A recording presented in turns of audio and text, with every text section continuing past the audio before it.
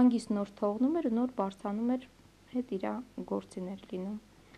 Մենք էլ էինք հրամաններով ապրում։ Դա երևի ցանկացած զինվորականի ընտանիքն է այդպես։ Հրամանը տրվում է ոչ միայն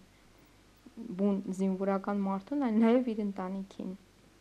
Ռազմական գերատեսչության հետախուզությունը ղեկավարելու տարիներին Բասենցի Ազոյանի համար ըստ դստեր գերխնդիր է եղել կուռ կառույցի ստեղծումը եւ այն գործին գիտակ մասնագետներով համալրումը։ Լիանան հիշում է, թե ինչպես էր հայրը հպարտանում հատուկ նշանակության գնդի ձեռքբերումներով։ Գիտեք, առաջի հերթին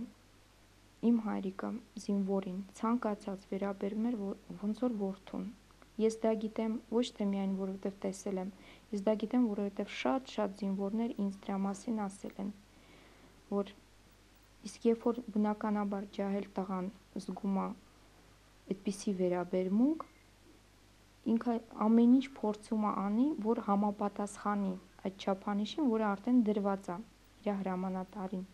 Իր գաղափարներով, իր նպատակներով, իր հույզերով Բասենցի Ազոյանը հեշտությամբ բարակում էր իրեն շրջապատողներին։ Հայրենասիրության անսահման պաշարը կամ այն հզոր ներուժից թեկուզ փոքրիկ պատառիկներն արագորեն փոխանցվում էին թե մեծին, թե փոքրին, թե մտերիմին եւ թե զինվորին։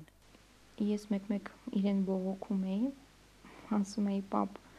ինչքան դեռ դժվարություններ կա, ինչքան անարդարություններ կա ստեղ հայրենիքում մեր։ Ինքը ասում էր՝ աղջիկս, 15 տարին դա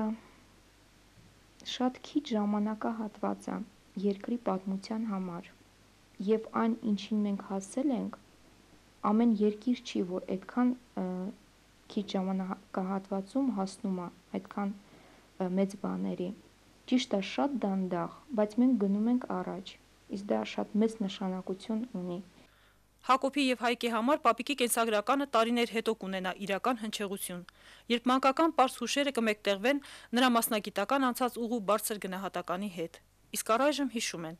թե ինչպես էր պապիկը կրակել սովորեցնում ինքնաձիգից, ինչպես էր ամեն կիրակի տանում եռաբլուր, որտեղ թորնիկները հայրենասիրության առաջին դասերն էին ստանում։ Անկասկած դեռ կգա Բասենցի Ազոյան հետախուզի ծավալած գործունեության մասին բարձրաձայն խոսելու,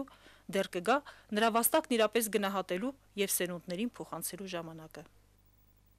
Այսօրվա համար նախատեսել էինք այսքանը, վաղը կեսօրին հետևեք Զինուժի մասին բարձրաձայն խոսելու, դեռ կգա նրա վաստակն իրապես գնահատելու եւ սերունդներին փոխանցելու ժամանակը։ Այսօրվա համար նախատեսել էինք իր կյանքը Ռուսաստանում, իր շրջապատը ընկերներին եւ իր ընտանիքի հետ վերադարձավ հայրենիք։ Ուշագրավ էր Լիաննայի ծնողների փոխադարձ սիրուն եւ նվիրվածությանը, ինչպես նաեւ մորը Մարիետային, որպես հայրիկի մարտական ընկերուհու տրված բնորոշումները։ Իսկ Ազոյանների ընտանիքին վիճակված էր առնվազն 2 դժվարին գործուղում՝ Իրանի Իսլամական Հանրապետություն եւ Աֆղանստան։ Մեր ընտանիքը շատ ամուր էր, որովհետեւ երևի թե այդ երկար ճանապարհը մենք միշտ իրար հետ ենք անցել։ Իրար հետ եղել ենք այն երկրներում, որտեղ ինքներ, իրար հետ տեսել ենք դժվարություններ, նաև բնականաբար ուրախություններ, երբ դեսպանատանը սիրենան միանում էր, դա նշանակում էր, որ պետք է բամբյոշկա սկսվի եւ մենք բոլորս պետք է իջնենք Ռամբապաստարան։ Ու հայրիկս մեր հետ իջնում էր սկզբի պահը, որպեսզի մենք չվախենանք, ու այդ սկզբի պահը սկսում էր մեզ հետ խաղալ, երգել, սենց մեզ այդ ստրեսից հանում էր, հանգիստ նոր թողնում էր ու նոր բարձանում էր, հետ իր գործին էր լինում։ Մենք էլ էինք հրամաններով ապրում։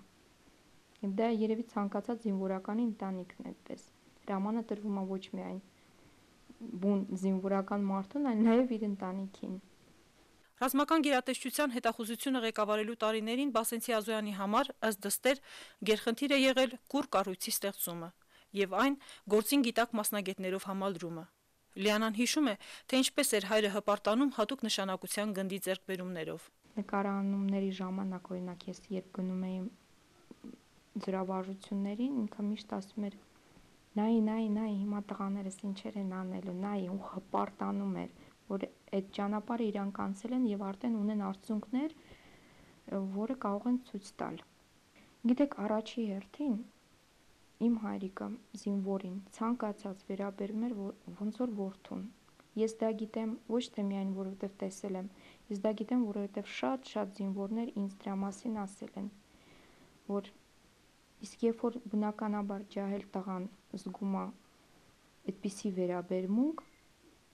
ինքը ամեն ինչ փորձում է անի, որ համապատասխանի այդ չափանիշին, որը արդեն դրված է իր հրամանատարին։ Իր գաղափարներով, իր նպատակներով, իր հույզերով Բասենցի Ազոյանը հեշտությամբ բարակում էր իրեն շրջապատողներին։ Հայրենասիրության անսահման պաշարը կամ այն հզոր ներուժից թեկուզ փոքրիկ պատառիկներն արագորեն փոխանցվում էին թե մեծին, թե փոքրին, թե մտերիմին եւ թե զինվորին։ Ես մեկ-մեկ իրեն բողոքում էի, ասում էի՝ պապ, ինչքան դեռ դժվարություններ կա, ինչքան անարդարություններ կա ստեղ հայրենիքում մեր։ Ինքը ասում էր՝ աղջիկս, 15 տարին դա շատ քիչ ժամանակահատված է երկրի պատմության համար, եւ այն, ինչին մենք հասել ենք, ամեն երկիր չի, որ այդքան քիչ ժամանակահատվածում հասնում է այդքան մեծ բաների։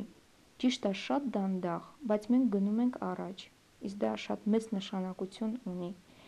եւ շատ մեծ նշանակություն ունի, որ այդ ամեն ինչը կատարվում է առանց կռվի։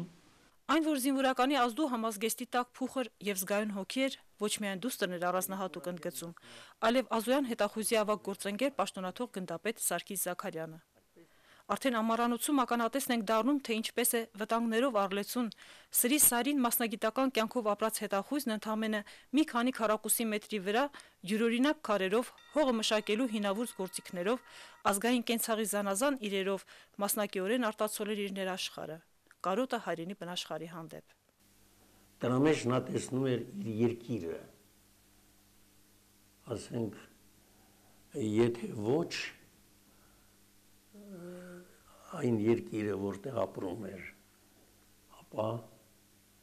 իր պապերի հայրենիքը։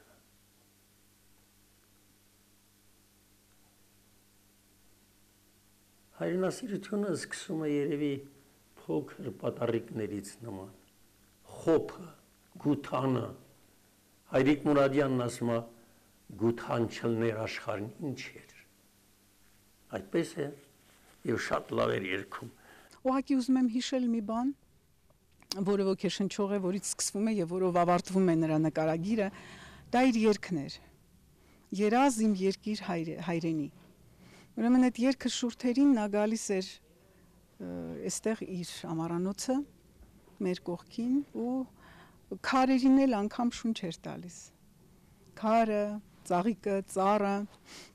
ու այդ ամեն ինչը վարակում էր բոլորիս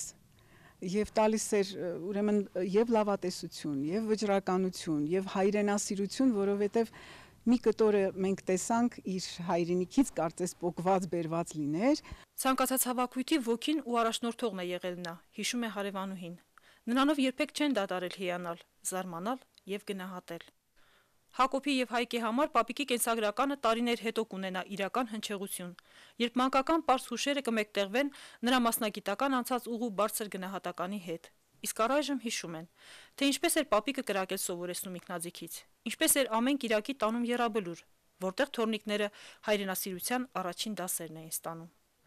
Անկասկած դեռ կգա Բասենցի Ազոյան հետախույզի ծավալած գործունեության մասին բարձրաձայն խոսելու, դեռ կգա նրա վաստակն իրապես գնահատելու եւ սերունդներին փոխանցելու